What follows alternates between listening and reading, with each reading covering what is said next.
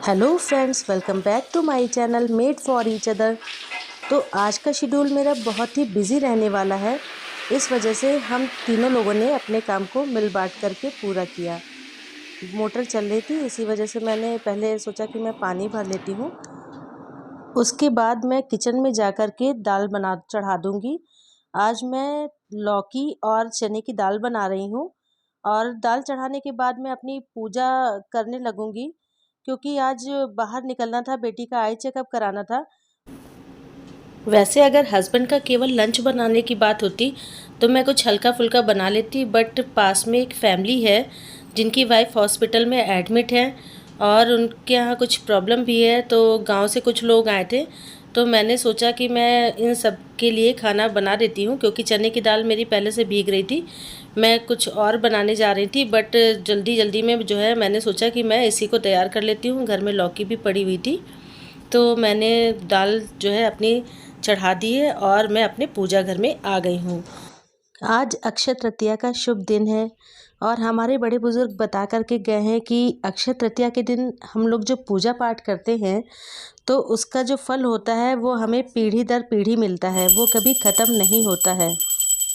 इसलिए जितना हो सके आज के दिन पूजा पाठ करनी चाहिए, दान पुण्य करना चाहिए और कोशिश करनी चाहिए कि अपने इन सब कामों में हम अपने बच्चों को भी अपने साथ शामिल करें, ताकि हमारे ये संस्कार हमारे बच्चों के अंदर भी जाएं। समय कम होने की वजह से आज मैं इस पूजा को पूरे विधि विधान से नहीं कर पाई, मगर मैंने जितना भी किया उसे करके मुझे बहुत ही अच्छा लगा, बहुत संतोष मिला।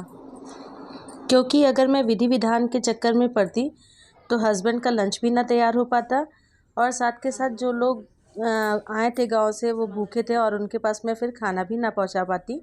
तो इसी वजह से मैंने अपनी पूजा पाठ को फटाफट ख़त्म किया और मैं पहुंच गई अपने किचन में। ये मैंने प्याज चॉप करके रख लिया था और टमाटर और चावल मैं पहले से ही बीन कर रख लेती हूँ 2-3 दिन आगे के लिए तक, ताकि काम करते समय मुझे दिक्कत ना हो।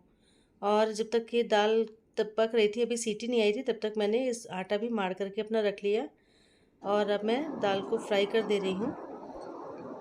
और जब तक मैं इधर किचन का काम निपटा रही थी तब तक मेरी बेटी उधर अलमारी से मेरे सारे जो मुझे पहन के जाने हैं कपड़े, उसने अपने मेरे सबके कपड़े निकाल लिए, अपना पुराना पर्चा निकाल करके रख लिया है और मेरी पर्स तैयार कर दी, वाटर बॉटल तैयार कर ली। इधर मैंने केवल रोटी सेकी है, क्योंकि मेरे हस्बैंड जो है वो चावल ज़्यादा नहीं खाते हैं, इसलिए मैं उनके टिफ़िन में बस ये लौकी वाली दाल और रोटी दूंगी। मैंने चावल इसलिए बना दिया था क्योंकि ज़्यादा रोटियां सेकने का टाइम भी नहीं था और मैंने सोचा दाल चावल रोटी मैं उनके घर तक पहुंचा दूंगी। अब ये हो गया है मेरे हस्बैंड का टिफ़िन रेडी और बस टिफ़िन पैक करने के बाद मैं जुट जाऊंगी। थोड़ा सा मुझे छत पे जाना है पानी डालने के लिए।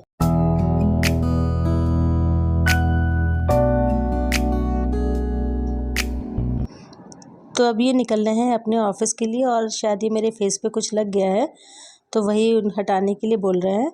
और साथ ही ये इंस्ट्रक्शन दे रहे हैं कि इधर ये कुछ पानी ड्रेन आउट हो गया था जो मैंने डाला था पेड़ों में, तो निकल रहा था, तो उन्होंने कहा कि ये पोंछ दो वरना कोई गिर जाएगा स्लिप होके। तो मैंने इनको रुकने के लिए बोला, क्योंकि जब ये घर से निकल जाते हैं तो मैं झाड़ू या पोछा कुछ नहीं करती हूँ, तो मैंने कहा पहले मैं ये काम कर लूँ, तब आप थोड़ा रुक करके जाइएगा। तो जैसे ही ये मेरा पोछे वाला काम कंप्लीट हुआ तो मैंने इनसे कहा कि अब आप ऑफ़िस जा सकते हैं, तो ये अब फिर उसके बाद अपने ऑफ़िस के लिए निकल गए थे। अब मैं जा रही हूँ अपनी सेकंड फ्लोर पे। वहाँ जो प्लांट्स हैं मुझे उनमें वाटरिंग करनी है, तो आ गई मैं अपनी सेकंड फ्लोर पे और अब यहाँ पे जितने भी प्लांट्स हैं इनमें वाटरिंग करूँगी, क्योंकि अगर मैं ऐसे ही चली गई तो दिन भर में इतनी धूप होती है तो ये सारे प्लांट्स मेरे सूख जाएंगे। जब हम लोगों को कहीं किसी काम से निकलना होता है या जल्दबाजी होती है तो कोई ना कोई दिक्कत ज़रूर आ जाती है। तो आज जो जॉइंटर था मेरे पाइप का वो टूट गया था, तो इस वजह से जो है मुझे बाल्टी से ही सारे पेड़ों में पानी डालना पड़ा। पर ये भी कुछ ठीक ही रहा, क्योंकि पाइप से पानी धीरे धीरे पड़ता और बाल्टी से ये काम जो है मेरा वो थोड़ा जल्दी ही निपट गया। मैं सच बता रही हूँ कि मुझे अपने ये सारे काम करके बहुत ज़्यादा खुशी मिलती है, चाहे वो पेड़ों में पानी डालना हो, चाहे कपड़े धुलने हो, चाहे खाना बनाना हो या फिर बेटी को स्कूल से लाना हो।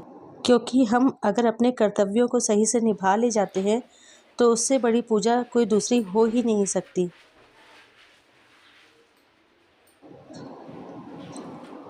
जाते जाते मैंने सोचा फटाफट से जरा सा ये मेरा जो टॉवल गलत तरह से टंगा था इसको सही कर दूं, और फटाफट से मैंने अपना ये मिरर भी क्लीन कर दिया क्योंकि मुझे ये थोड़ा सा गंदा लग रहा था।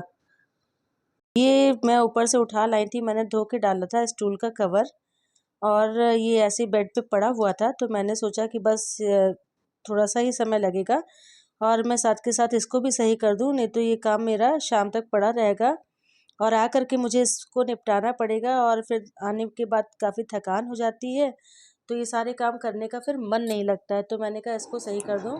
इस DIY ट्रे में जो पेबल्स पड़े थे और जो लीव्स वगैरह लगी थी उनको एक दिन पहले शाम को ही मैंने ये धो करके रेलिंग पे रख दिया था।